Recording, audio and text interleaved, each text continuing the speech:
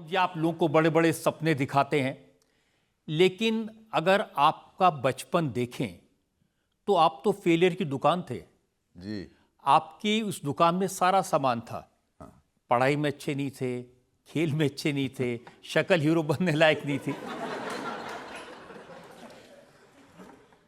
रजत जी, ये बात तो आपने सही कही कि मेरे ज़िंदगी में फर्स्ट स्टैंडर्ड से लेकर ग्रेजुएशन तक 38% से ज़्यादा कभी मार्क्स नहीं आए। चलिए मैं आज छोटा सा गेम खेलता हूँ आपकी जनता के साथ।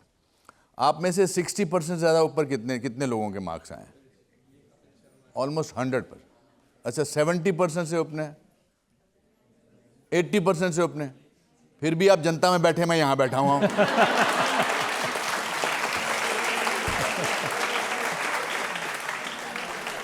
मैं पढ़ाई में बहुत बुरा था, तो मैं क्या करता था, रिपोर्ट कार्ड घर वालों से साइन करवा के ले जाने होते ना, आप ले जाते हैं ना अभी भी, तो मैं पिताजी को देखता था कि जब वो जल्दी में होते थे तो मैं उनसे रिपोर्ट कार्ड साइन कराता था।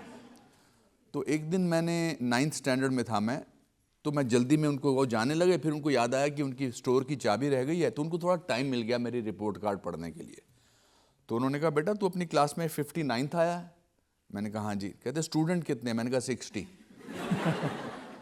फिर मुझे लगा कि डांट पड़ेगी, कुछ बोलेंगे, तो उन्होंने कहा कि बेटा एक बात तो है, जो अपनी क्लास में फर्स्ट आता है ना, चाहे खेल कूद में चाहे पढ़ाई में, उसको हमेशा टेंशन रहता है कि मुझे फर्स्ट आना है। अगर वो सेकंड भी आता है तो उसको लगता है कि मैं डिमोशन हो गया है। लेकिन जो 59th आता है वो 48th आ सकता है, 36th आ सकता है, 24th आ सकता है। एक काम करना, अगली बार 48th आ जाना। फिर उन्होंने एक बड़ी कमाल की बात की, उन्होंने कहा याद रख, failure is an event, never a person. Event fail होता है, इंसान फेल नहीं होता है।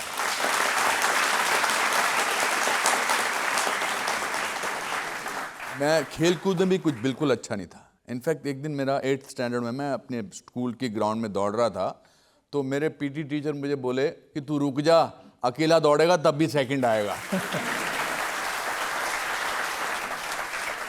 हम गरीब परिवार से, और गरीब परिवार में सबसे बड़ी बात ये होगी कि आप सपने बहुत देख सकते हैं, क्योंकि आपको लगता है कि एक दिन ज़िंदगी अच्छी हो जाएगी।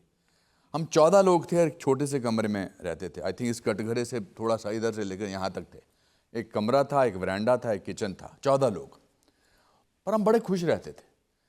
तो एक दिन मैंने दादाजी से पूछा, मैंने कहा दादाजी हम इतने गरीब हैं, हम इतने खुश क्यों हैं? उन्होंने एक बड़ी अच्छी बात बोली थी।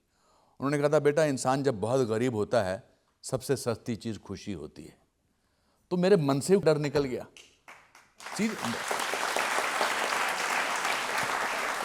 हमारे यहाँ 4 सिनेमा हॉल थे, सिनेमा जो Shahi cinema, Regal cinema, Rivoli cinema और रिट सिनेमा, शिमला में।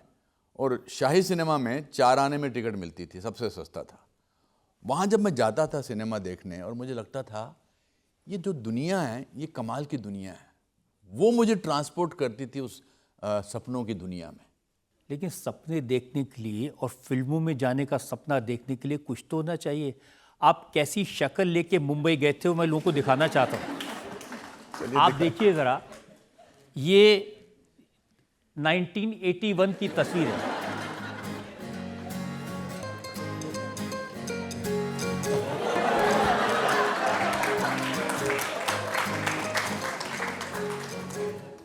अब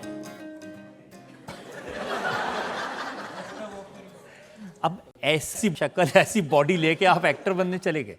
हाँ, ये तो मैं इसमें मैं चोर लग रहा हूँ। ऐसा लगता है कि ये चोरी करके भागा है। मुझे नहीं पता था कि मैं बुरा लगता हूँ। इंसान को कभी अपने आप को लगता ही नहीं कि बुरा लगता है, बिकॉज माँ जो है वो हमेशा कहती है, बेटा मेरा तू कितना अच्छा है, तू कितना खूबसूरत है ना। तो और दूसरी बात, मैं एक्टर बना ट्रेनिंग करके। मैंने 4 साल की ट्रेनिंग की थी, और ट्रेनिंग में सिखाया जाता था कि अगर आप एक्टर अच्छे हैं तो आपको काम मिलेगा। वो बात अलग है कि जब मैं, ये तो आपको बड़ी डिग्निफाइड बॉल्ड लुक लग रही है, ये बॉल्ड लुक नहीं, ये शेप्ड लुक है। पर जब आपके बाल निकलते हैं, आधे यहाँ से निकलते हैं, जैसे भाई साहब बैठे हैं यहाँ पर हैं, आधे यहाँ से निकलते हैं, इन हालात में मैं ड्रामा स्कूल का गोल्ड मेडल लेकर, गोल्ड मेडलिस्ट था मैं, 3 जून 1981 को मैं बॉम्बे पहुंचा था। तो मुझे लगता था कि मेरे पास गोल्ड मेडल है, मुझे काम देंगे।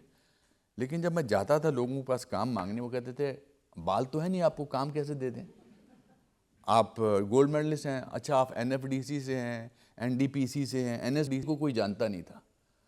मगर तकलीफ भी होती थी। कोई लोग बोलते थे कि आप एक काम करिए, आप राइटर बन जाइए, आप असिस्टेंट बन जाइए, बाल नहीं है आपके। बाल बहुत इंपॉर्टेंट थे। आप गोल्ड मेडल दिखाते थे, वो बाल देखते थे। करेक्ट करेक्ट, बिल्कुल। मैंने बहुत कोशिश की है बाल उगाने की। अच्छा। मैंने वो रीठे में दही डालकर मैंने जमीन के अंदर रखा है। एक और मैंने तरीका किया था। मुझे किसी ने कहा कि अगर आप ऊंट का सुसु लगाओ सच है, तो मैं जुहू बीच पे चला जाता था। मुझे क्या पता ऊंट 3-4 दिन लेता है सुसु करने में।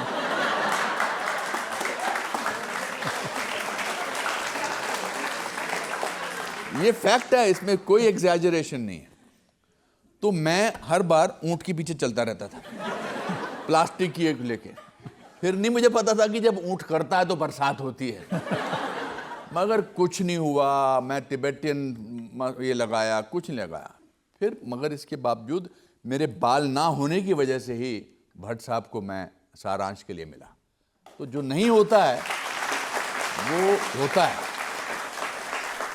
मैंने सुना कि जब आप ऑडिशन देने जाते थे तो अपने एक चाचा जी की नकल करते थे, वो चाचा जी जो हर चीज में फेल थे। मेरे चाचा जी थे द्वारकानाथ जी, वो 8वीं क्लास में 7 बार फेल हुए थे। तो 7वीं बार उनको 9वीं कक्षा में प्रिंसिपल ने कंपैशनेट ग्राउंड पे प्रमोट कर दिया था, क्योंकि क्लास के बाकी बच्चे उनको अंकल बुलाने लगे थे। इनफैक्ट ये किस्सा दिलवाले दुल्हनिया ले जाएंगे में एक सीन है जहाँ पर शाहरुख खान को मैं कहता हूँ कि बेटा हम तो सब इंडिया में फेल हुए थे, तूने तो लंदन में फेल होकर दिखा दिया। तो जब मैं सेट पर गया लंदन में, तो वहाँ जो तस्वीरें लगी थी, मैंने कहा यश जी मैं अपने असली रिश्तेदारों का फ़ोटो लगा सकता हूँ यहाँ पर, क्योंकि उन सब की क्वालिफिकेशन ऐसी है जैसी आपने यहाँ लगाई है। तो उन्होंने कहा मैनू की फ़र्क पैदा, हाँ लगा दो। तो फिर जब सीन शुरू हुआ तो मैंने कहा जी ये द्वारकानाथ जी हैं, 7वीं में 8 बार फेल हुए हैं, ये ब्रिजनाथ जी हैं, ये 9वीं में 8 बार फेल हुए हैं, ये दूसरे मोहनलाल जी हैं, ये भी बहुत फेल हुए हैं। तो जब फिल्म रिलीज़ होने पे आ गई तो मैंने रियलाइज़ किया मर गया, ये तो मैंने सारे रिश्तेदारों की बेइज्जती कर दी है, चाचाओं की। तो मैं क्या करूं? तो मैंने सबको चिट्ठी लिखी, चाचा जी सॉरी माफ़ कर देना, मैंने आपका नाम लिया है, प्लीज़ प्लीज़ प्लीज़ सॉरी, मुझे माफ़ कर देना। जब फिल्म रिलीज़ हुई सब ने मुझे चिट्ठी लिखी, थैंक यू यार बेटा तूने हमको फेमस कर दिया।